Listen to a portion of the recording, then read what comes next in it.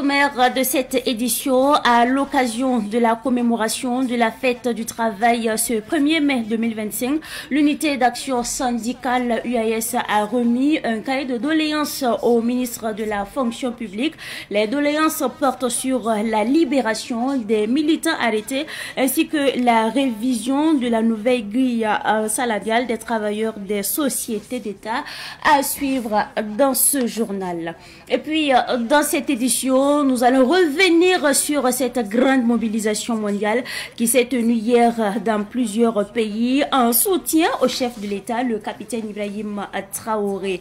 Zenaba Apart Hotel a ouvert officiellement ses portes hier en présence du ministre en charge des Arts et du Tourisme, Gilbert Ouedraogo, mais aussi en présence du ministre en charge de l'Action humanitaire et de la solidarité nationale, le commandant Passowende Pelagi Kaboré. C'est un hôtel 5 étoiles qui propose des services de qualité. L'inauguration à suivre dans ce journal. Mesdames et messieurs, bonsoir et bienvenue à ce rendez-vous consacré à l'actualité sur Savan TV.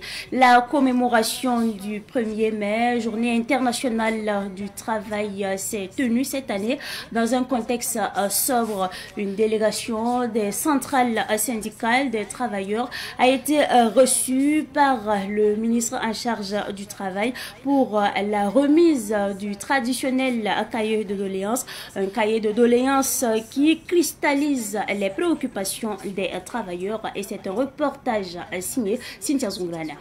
C'est une tradition respectée pour l'unité d'action syndicale UAS. Comme chaque 1er mai, la fêtière des syndicats des travailleurs remet un cahier contenant ses revendications et doléances aux autorités gouvernementales. Mais pour cette année, c'est sans aucune mobilisation de masse ni de cortège. Les revendications contenues dans le cahier s'inscrivent dans la continuité de celles de 2023 et 2024, avec quelques ajouts visant à améliorer les conditions de vie et de travail des salariés, selon Ernest Ouedraogo, président du mois de l'UAS. La plateforme revendicative que nous vous transmettons recense des préoccupations dont certaines sont contenues dans les plateformes de 2023-2024.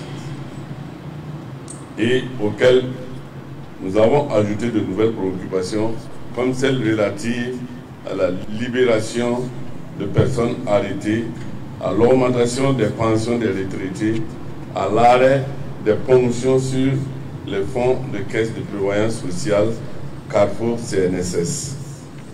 La révision de la nouvelle grille salariale des travailleurs des sociétés d'État, des établissements publics de prévoyance sociale et des sociétés d'économie mixte à participation majoritaire de l'État. Le blocage de la délivrance des récépissés des syndicats. Le ministre en charge du travail, Mathias Traoré, ayant réceptionné le document, rassure que les différentes préoccupations seront étudiées et prises en compte. Nous venons de recevoir de vos mains le cahier des doléances de l'année 2025 pour le compte du gouvernement. Je puis vous rassurer que ces doléances seront examinées avec attention. Je vous souhaite une bonne fête de travail. L'unité d'action syndicale a exprimé ses regrets quant au format restreint de cette cérémonie. Elle a toutefois dit prendre en compte le contexte sécuritaire évoqué par les autorités qui a motivé l'interdiction de la traditionnelle marche syndicale. Juste après la diffusion des images vidéo du meeting du 30 avril 2025 à Ouagadougou, une certaine opinion a fait croire qu'il s'agissait des images de l'insurrection populaire de 2014 retouchées par les médias burkinabés. Pourtant, plusieurs indicateurs permettent bien sûr de reconnaître ces images du 30 avril dit Journée mondiale de soutien au capitaine Ibrahim Traoré. Soumaïla Rabo. Ces images, diffusées largement par la presse burkinabé ce 30 avril, ne sont pas celles de l'insurrection populaire de 2014 et des manifestations qui l'ont précédée, parce que les simples drapeaux brandis à l'occasion permettent de faire la différence. Lors de l'insurrection populaire de 2014, il n'y avait pas les drapeaux du Burkina, du Mali, du Niger, de l'AES et de la Russie se côtoyant dans un même espace. Alors que pour l'insurrection populaire, les manifestants étaient très agités et en mouvement, ici les manifestants sont restés bloqués, chacun au même endroit, conformément aux instructions qui ont été données par la sécurité et les organisateurs. Par ailleurs, ni les circonstances, ni les acteurs ne se ressemblent, surtout que 10 années sont passées entre-temps, entre 2014 et 2025. Puis après la déferlante de Ouagadougou, Bobo, Dioulasso, Kaya, Gawa, pour ne citer que ces villes du Burkina, et ensuite Londres, New York, Accra, soit au total des manifestations dans différentes villes de 43 pays, le capitaine Ibrahim Traoré a exprimé, je cite, sa gratitude à l'ensemble des patriotes et des panafricanistes épris de paix et de liberté fortement mobilisés ce mercredi 30 avril 2025 à travers le monde pour soutenir notre engagement et notre vision pour un Burkina Faso nouveau et une nouvelle Afrique débarrassée de l'impérialisme et du néocolonialisme. Votre solidarité agissante et cette démonstration de sympathie sont un ferment qui renforce notre conviction sur la justesse du combat que nous menons pour un monde plus juste et plus équitable. Jamais nous ne courberons l'échine face à l'adversité. Nous resterons debout jusqu'à l'émancipation réelle de nos peuples. Avec vous, nous sommes certains que la victoire sur les forces du mal est toute proche. Ensemble et solidaires, nous triompherons de l'impérialisme et du néocolonialisme pour une Afrique libre, digne et souveraine. Fin de citation. Après donc ces images vidéo du meeting du 30 avril 2025 à Ouagadougou, nous parlons cette fois-ci de la promesse du président du Faso aux femmes du village de Zongo qui est désormais une réalité. Elles ont reçu leur forage destiné à renforcer leurs activités maraîchères. Les autorités ont réceptionné officiellement aujourd'hui les ouvrages hydrauliques réalisés sur leur périmètre. On fait le point avec notre reporter Germaine Farama. Elise Ouedraogo, l'une des maraîchères du périmètre agricole du village de Zongo, peut désormais diversifier sa production. En plus des oignons qu'elle cultivait jusque-là, elle pourra se lancer dans la culture des concombres, du gombo, de l'oseille entre autres, grâce à l'extension et à l'aménagement du périmètre. Cette avancée est la réponse aux doléances exprimées par les femmes du village au président du Faso lors de sa visite le 6 mars dernier. Le périmètre maraîcher d'une superficie d'environ 4 hectares a été doté de 15 bassins, d'un château d'eau de 10 mètres cubes, de 2 forages et d'une clôture. Un soutien précieux qui ouvre de nouvelles perspectives pour ces productrices longtemps limitées à la seule culture de l'oignon.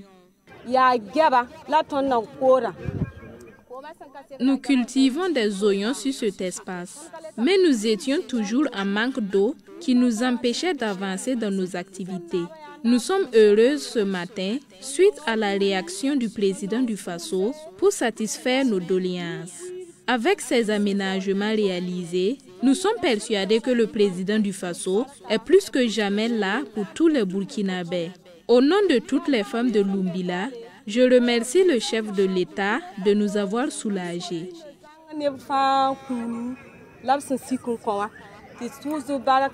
Cette remise d'ouvrage qui se tient ce 1er mai est interpellateur selon le directeur de cabinet du président du Faso. Pour lui, l'émancipation de la femme passe par le travail. C'est le travail qui fait la valeur de l'homme.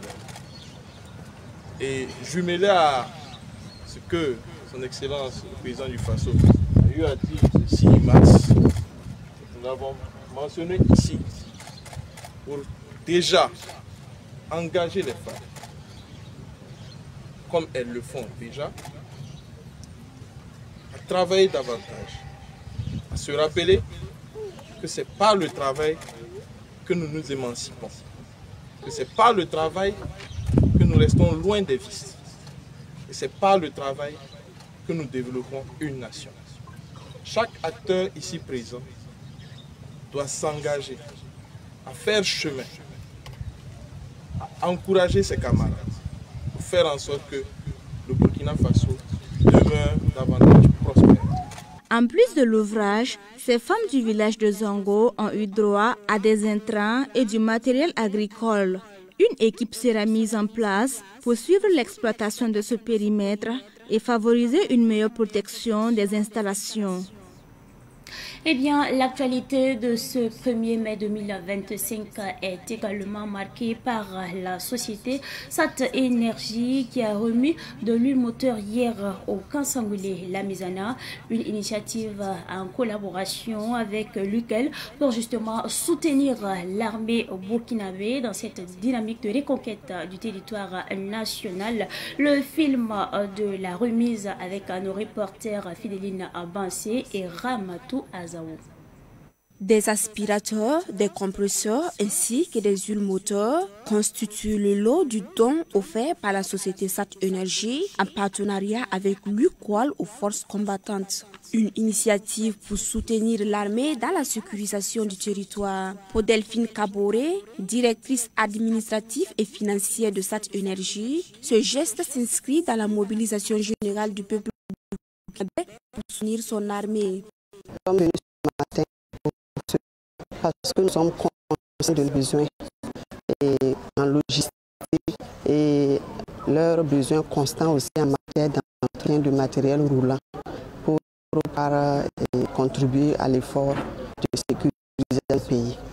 Il y a 120 bidons de 1 litre, il y a 6 bidons de 5 litres et 6 bidons aussi de 20 litres, plus 3 de 250 litres chaque. Le colonel-major Rémi Sébou, directeur de l'action sociale des armées, salue l'initiative et précise que ce don constitue un bol d'air pour l'armée. Donc le geste qu'il pose là, c'est un geste logistique qui est vraiment grand et les gens sont reconnaissants. C'est vraiment une plus-value, c'est pas du superflu, c'est vrai, on était dans le besoin et les logisticiens pourront vous dire au-delà de la somme qu'elle vient de communiquer, c'est que vous menez ces appareils-là, ils peuvent dire ce que ça vaut, c'est vraiment important. Le colonel en retour remet une médaille de reconnaissance à la société pour matérialiser l'expression de gratitude des forces armées nationales. Et cette fois-ci, nous déposons nos valises dans un hôtel 5 étoiles de la ville de Ouagadougou. Il s'agit bien sûr de Zenab Apart Hotel qui a ouvert officiellement ses portes hier à Ouagadougou. Cet hôtel de 5 étoiles vient justement redéfinir les standards dans l'hôtellerie de luxe au pays des hommes intègres. La cérémonie d'inauguration a mobilisé plusieurs personnalités. Les précisions avec notre reporter Abdoulaye Kinda.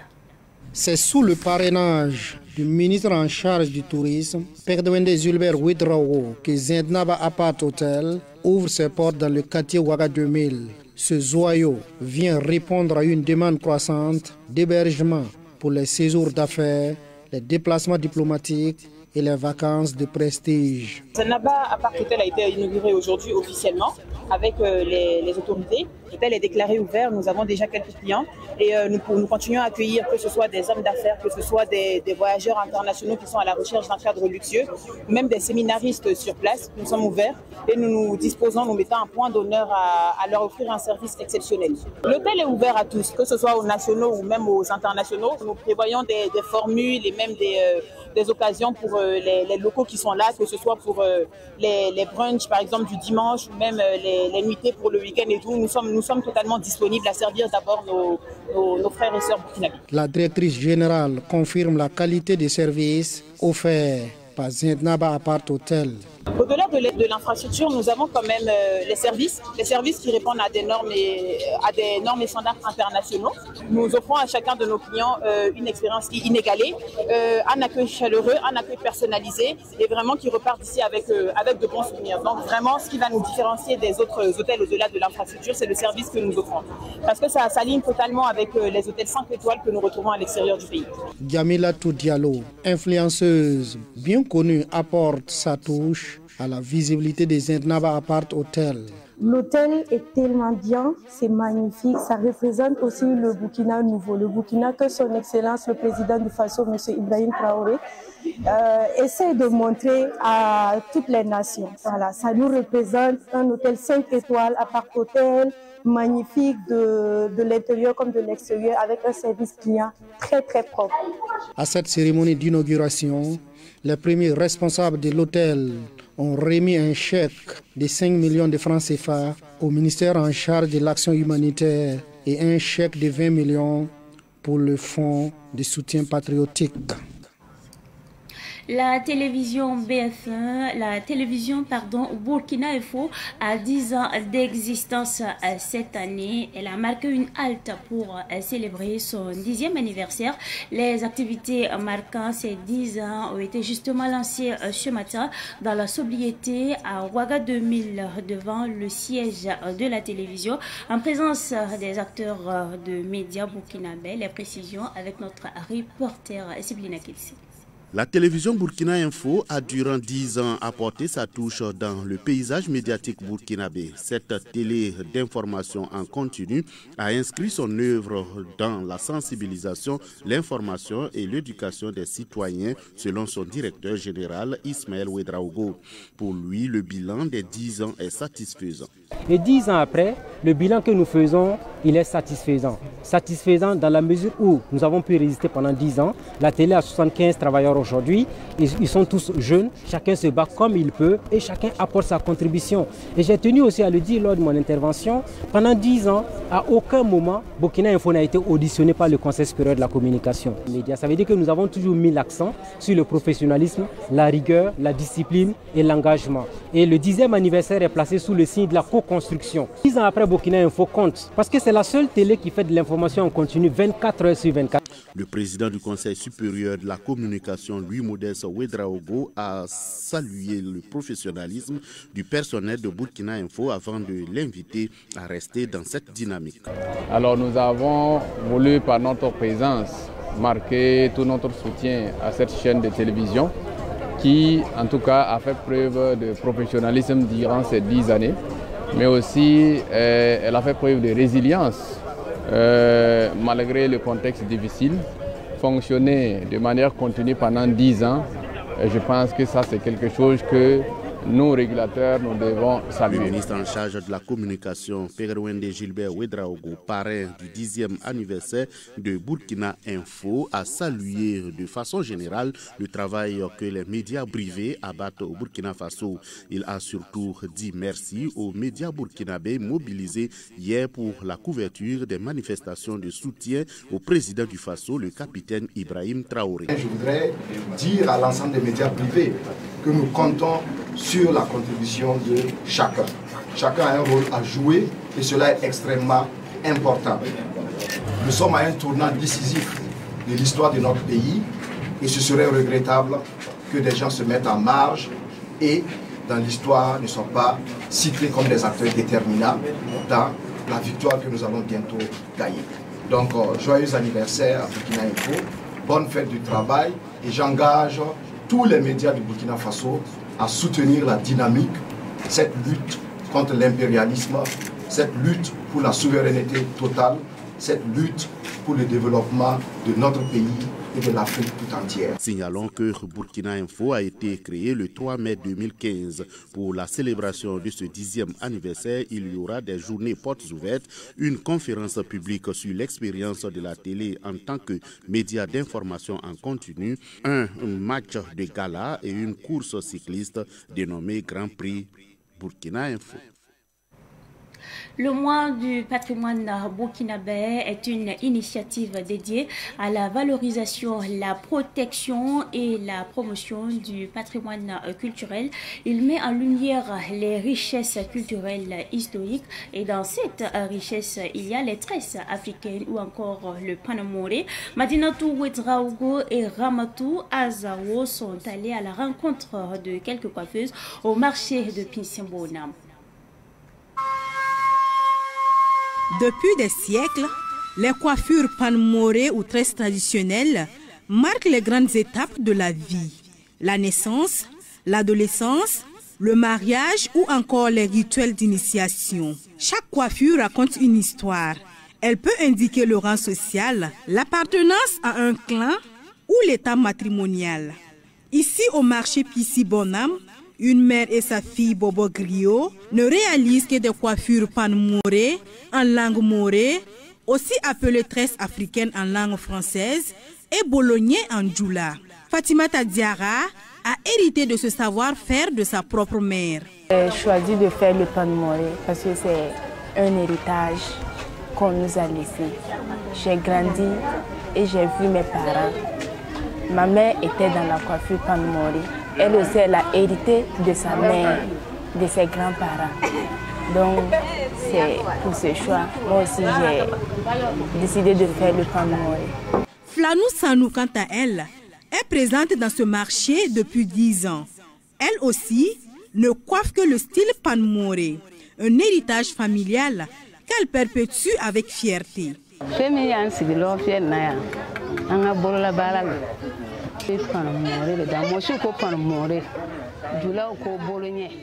Nous sommes ici au marché de Pinsi Bonham, un endroit dédié aux tresses africaines, ce qu'on appelle panamoré en moré et bolognier en djoula. Je fais ça parce que c'est un héritage. Depuis toute petite, je tresse. Chez nous, les bobos griots, c'est notre travail. On ne l'apprend pas. Ça vient tout seul, naturellement. Mais attention, c'est pas tous les bobos. Je parle bien des bobos griots. Nous, on fait uniquement les tresses africaines sans mèche ajoutée.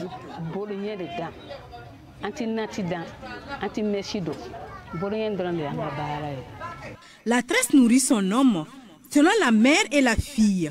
Pour elle, cette coiffure traditionnelle est l'expression d'une identité et d'une source de revenus. Les tresses africaines, ça nourrit bien son homme. Celui qui dit le contraire ne connaît rien. Si tu connais, tu vas en profiter aussi. Si j'étais à la maison, j'allais vous montrer tout ce que ce métier m'a rapporté. Je peux dire que le panmoré est rentable. D'une part, bon, c'est un peu de la fatigue, mais c'est bien rentable. Le panmoré est bien rentable. Ça me nourrit, ça nourrit mon enfant et je subviens à mes besoins. Flanou Sanou ne réalise aucune autre coiffure que celle qu'elle a apprise dans sa propre famille. Malgré la modernité, les mèches et les perruques qui inondent le marché n'altèrent en rien la valeur et la beauté de leur coiffure traditionnelle.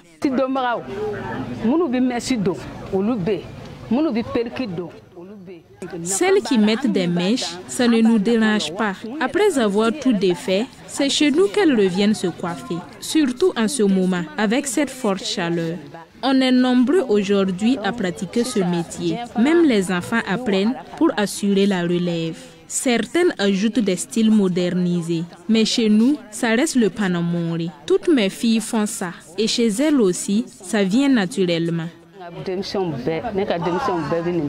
Grâce à cet héritage, Fatimata Diarra a pu former plusieurs jeunes filles. Aujourd'hui, devenues coiffeuses à leur tour. Un jour, je me suis assise. Je dis pourquoi pas faire la formation de panmoré pour apprendre à d'autres filles qui veulent apprendre le panmoré à partir de moi. Parce que moi, je n'ai pas appris. Moi, c'est mon héritage.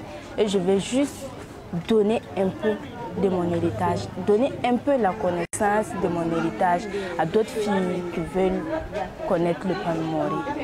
Donc c'est à base de ça j'ai commencé à faire mes formations un peu. Les coiffures traditionnelles Peul, aussi appelées tresses fulani, se font de plus en plus rares.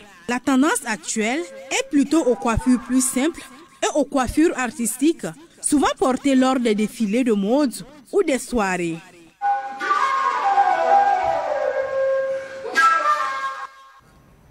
Après les Koundé, la soirée After Koundé a mis en scène la guest star Imran de la Côte d'Ivoire. Il était accompagné de quelques lauréats de la 23e édition des Koundé qui se sont produits sur scène hier au Palais des Sports de Ouaga 2000. On fait le point avec notre reporter Madinatou Ouetraougou. Tous les jours, on est dans Le public est sorti massivement pour assister à ce concert exceptionnel avec le Chété, Imra de la Côte d'Ivoire. Durant 30 minutes, l'artiste a enchaîné ses titres phares, repris en chœur par ses fans. Le Chété, Akafo, Akake, Chété une fois.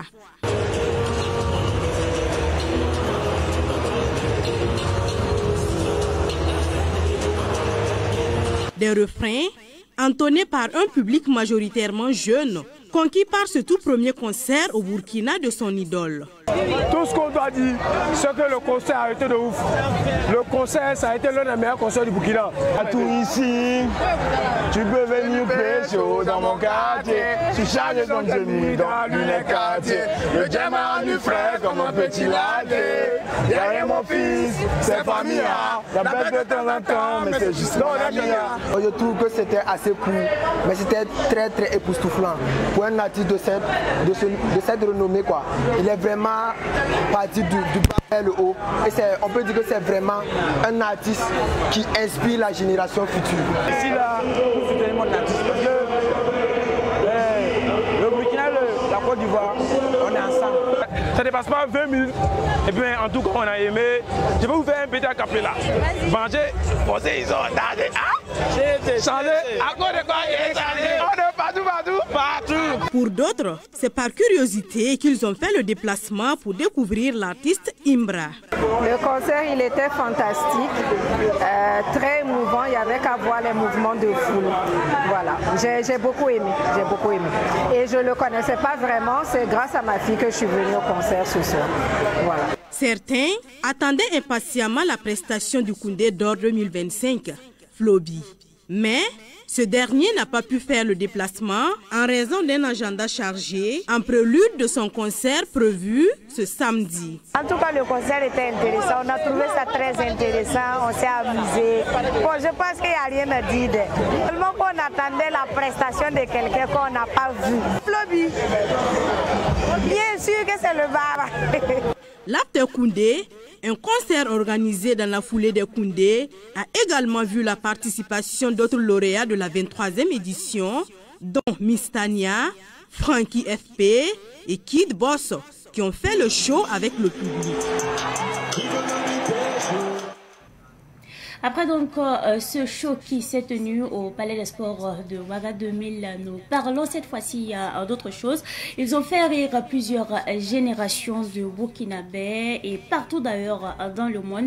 Hier soir, le Sénanza leur a rendu un hommage digne de leur parcours. Le groupe Génération 2000 a célébré ses 35 ans de carrière sur scène, entouré d'artistes de la jeune génération et de fans.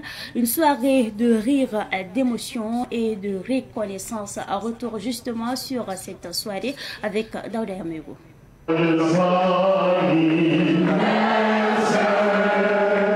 C'est dans une salle pleine à craquer que Génération 2000 a soufflé ses 35 bougies de carrière. Plus de 3 décennies de rire, de satire sociale et de fidélité aux fans. Sur scène, les sketchs de ces pionniers du rire burkinabé continuent de résister au temps. Lorsque je t'ai vu pour la première fois, tout de suite, je t'ai remarqué par ta démarche, ton style, ton sourire, et tes beaux yeux.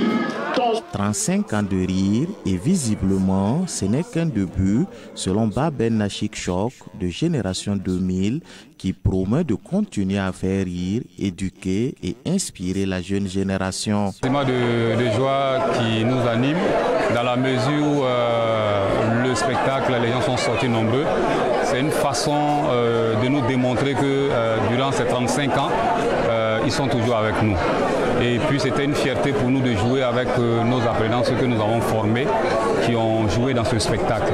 Et c'est vrai que le premier spectacle en 2023, le sursaut patriotique, on avait beaucoup plus joué avec leurs grands frères. Mais cette fois-ci, on a fait beaucoup plus jouer les jeunes pour les permettre de pouvoir jouer sur la même scène que nous.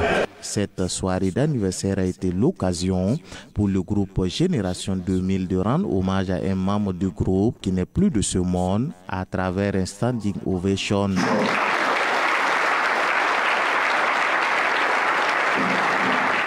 Et aussi des personnalités qui ont accompagné le groupe durant 35 ans. Le groupe a commencé avec lui, nous avons eu à écumer plusieurs scènes ensemble. Malheureusement, il nous a quittés. Comme on le dit, tout ce que Dieu fait est bon. C'est Dieu qui a jugé utile de le rappeler à son niveau. Et nous avons toujours en mémoire quelqu'un qui s'est toujours battu pour que le groupe puisse prospérer. Donc, quoi de plus normal que pour la célébration des 35 ans, de lui rendre hommage. Aussi, de rendre hommage aussi à tous ceux qui ont contribué à l'évolution du groupe Génération 2000, notamment Moustapha Labitandiano. Nous avons eu Francis Ducré. Nous avons eu aussi Bernard Zaraski. Voilà, toutes ces personnes ont contribué d'une manière ou d'une autre à permettre au groupe Génération 2000 de pouvoir gravir les échelons qui aujourd'hui font de nous des pionniers de l'humour. Le représentant du ministre en charge de la culture a salué le parcours du groupe Génération 2000. Pour lui, le groupe a contribué à la vitalité culturelle du pays et à la formation de plusieurs jeunes humoristes. Le groupe qui a en tout cas été le précurseur donc, de cette discipline-là au niveau donc, du Burkina Faso. Et ça fait 35 ans, je pense que 35 ans, ça fait beaucoup de choses, ça fait beaucoup, j'allais dire, d'enseignements, beaucoup d'héritage, en tout cas dans le domaine de l'humour qui a été laissé donc, à cette nouvelle génération et qui va continuer d'ailleurs. Donc nous leur souhaitons en tout cas d'avoir en tout cas d'autres anniversaires. À cette soirée anniversaire du groupe Génération 2000, la jeune génération est venue prêter main forte aux aînés. Humoristes, chanteurs, comédiens, tous ont répondu à l'appel pour dire merci à ceux qui ont ouvert la voie. Le groupe Génération 2000 est né en 1990. Il compte désormais 2 membres, Babenda Chikchok et de Benga Kabakuru. Il rit avec toi, mais rit aussi de toi quand tu tournes le dos. Fais attention à qui tu appelles ami. C'est tout pour cette édition du soir que j'ai pris en tout cas du plaisir à vous présenter. Merci à vous pour votre constante fidélité. Excellente suite de programmes, en compagnie bien sûr des programmes de la télévision de Nouvelles Idées.